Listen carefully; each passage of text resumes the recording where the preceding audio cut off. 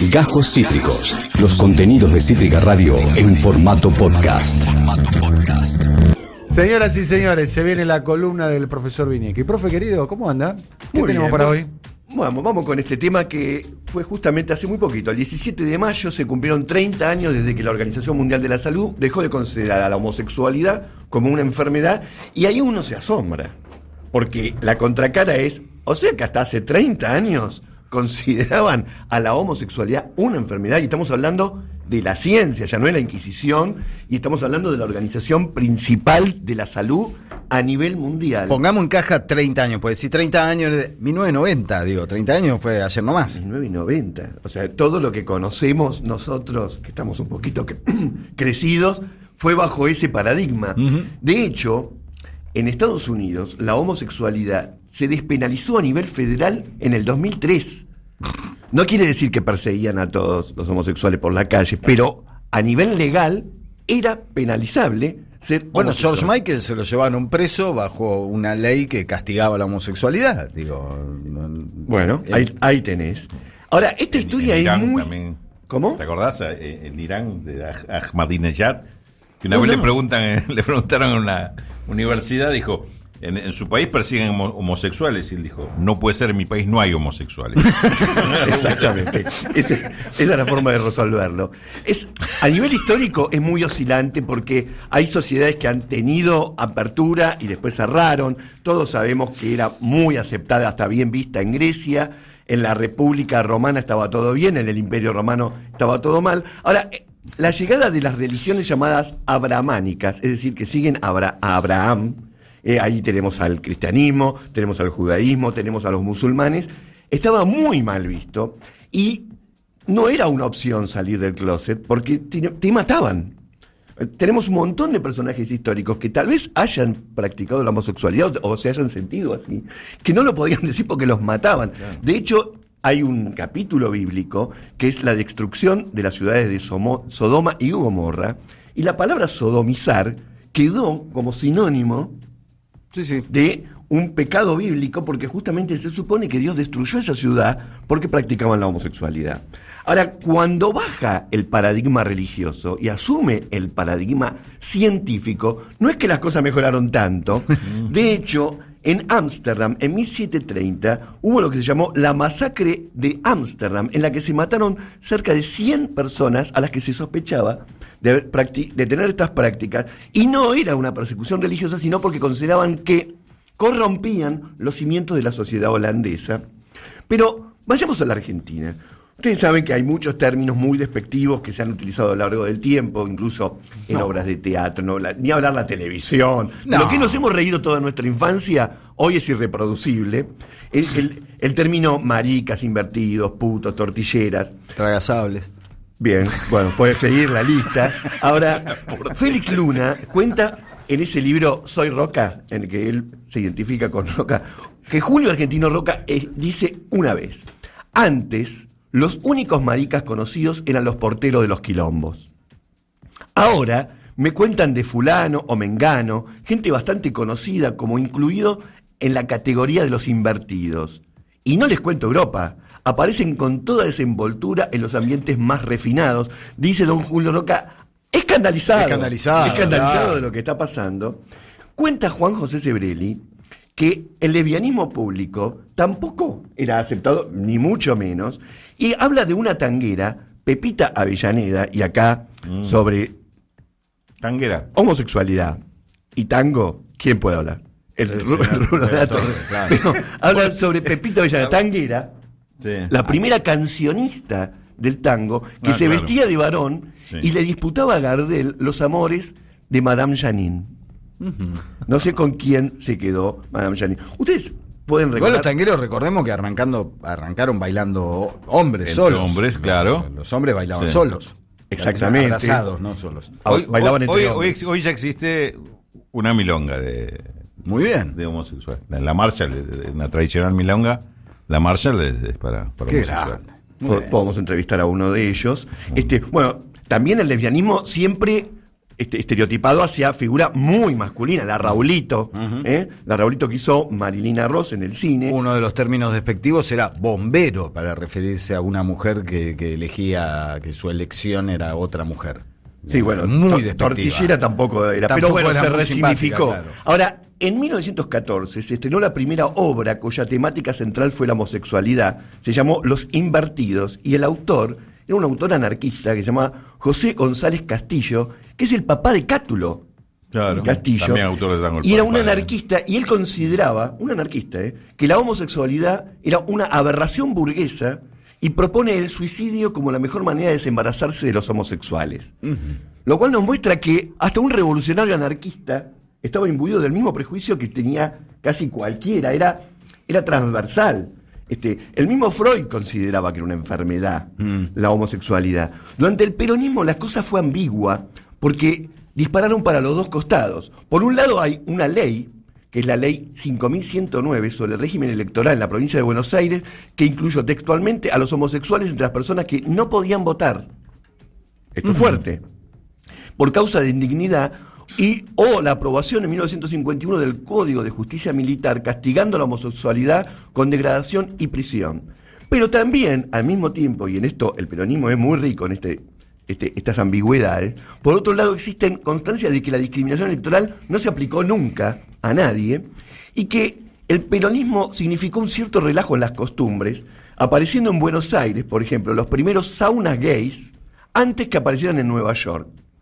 En 1946, el conocidísimo bailarín español Miguel de Molina, que fue torturado y expulsado de España por el franquismo, debido a la exhibición pública de su homosexualidad, le escribió a Eva Perón, y Eva Perón le dio asilo en la Argentina, y Miguel de Molina no olvidó a Eva Perón y al peronismo hasta los últimos años de su vida, y algo parecido pasó. Ahí está la película Las cosas del querer, ¿no? Las cosas de la vida, las cosas del querer, tal cual. ¿No? Está la película Las cosas del querer, película noventosa o ochentosa, no recuerdo, fines de los 80, principios de los 90. Exacto. Bueno, también está el vínculo de Evita con Paco Yamandreu. Claro, Paco Yamandreu era su vestuarista. O sea, su vestuarista, que él mismo en sus memorias cuenta que una vez Evita le dijo, en tono jocoso, no le molestaba para nada su condición, le dijo, venite mañana a las 8 y si te llegás a cruzar un chongo, no me falles. A las 8 mañana te quiero acá. ¿Se usaba la palabra chongo en aquella Se usaba época? la palabra Porque hoy chongo. la palabra chongo tiene un término más polisémico, ¿no? Sí, ¿no?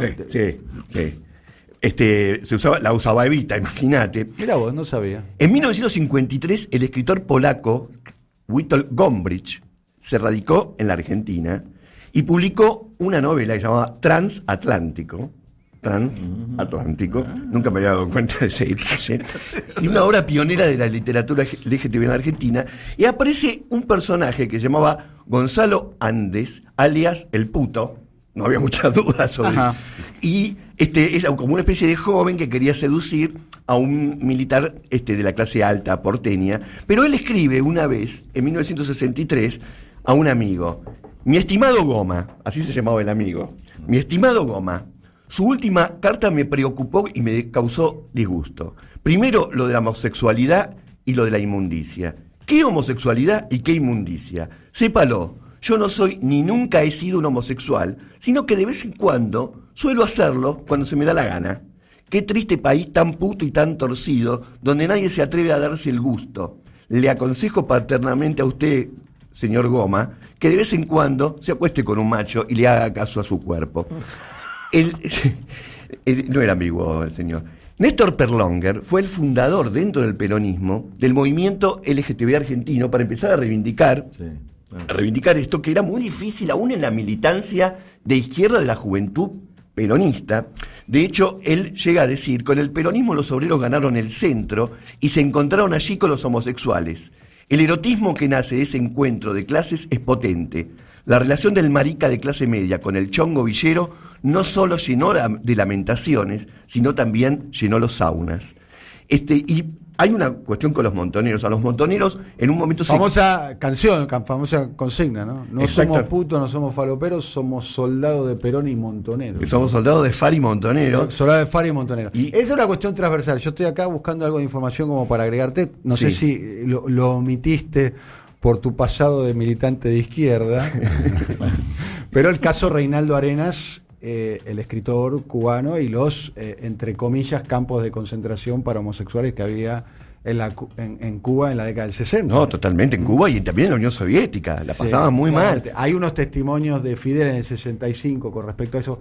Algo, y ahora hay que completar esta información, porque también es cierto, está la hermenéutica, los hechos en el contexto social e histórico en el cual ocurren. O sea, interpretar un hecho que ocurrió hace 40 años con la cosmovisión actual me parece que es como mínimo, digamos, como ejercicio intelectual y abstracto, incompleto. Esto es lo que opino yo y otra persona que puede opinar de otra manera, por cierto.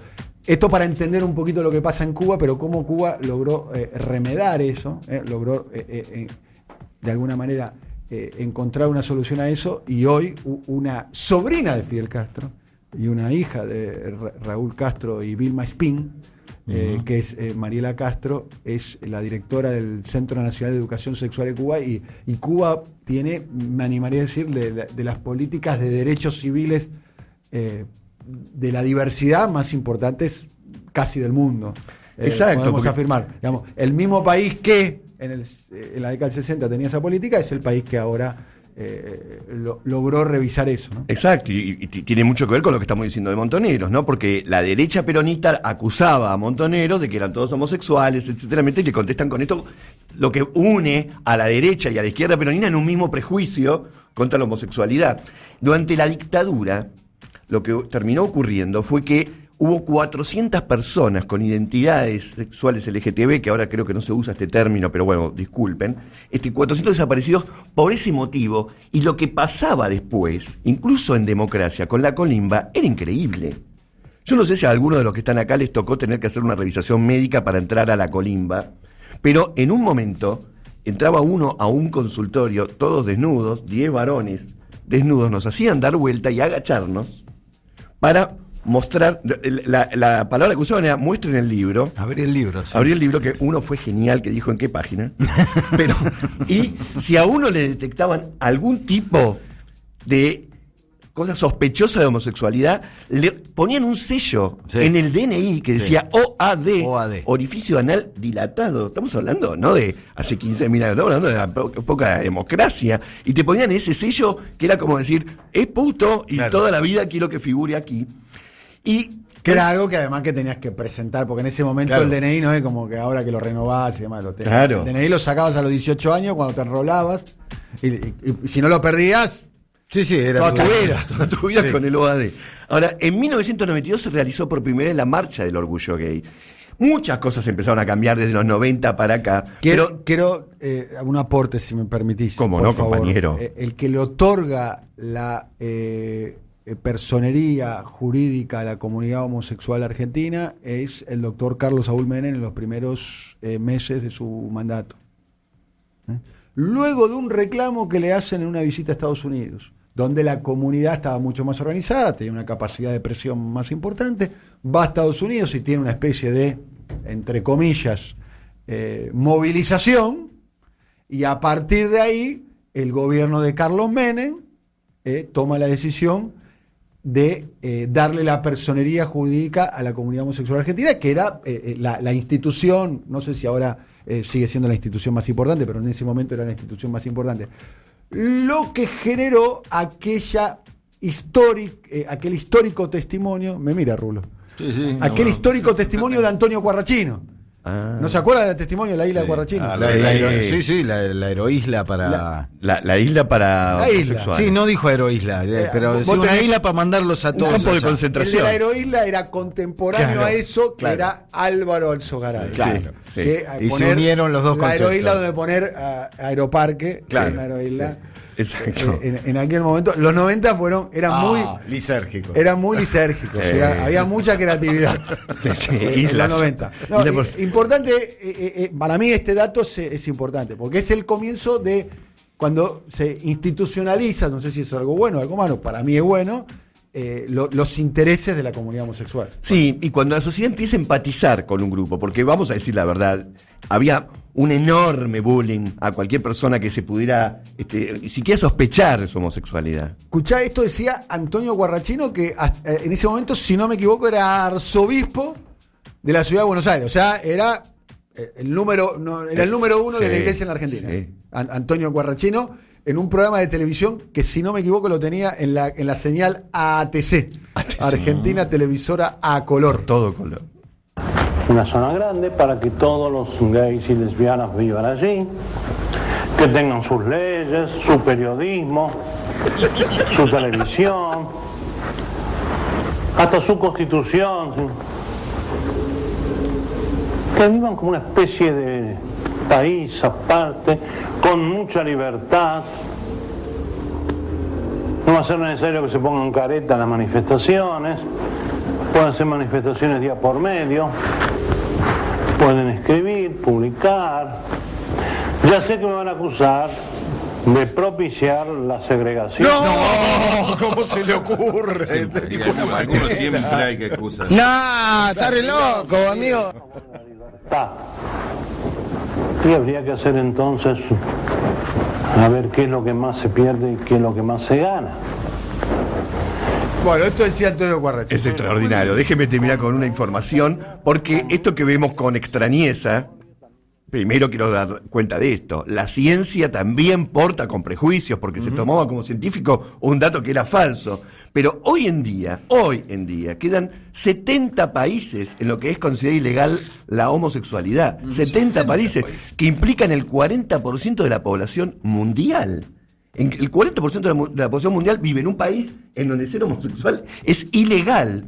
Y, de hecho, si bien hace 30 años se dejó de considerar una enfermedad, recién en el 2018, hace 2 años, la OMS dejó de considerarlo un trastorno de personalidad.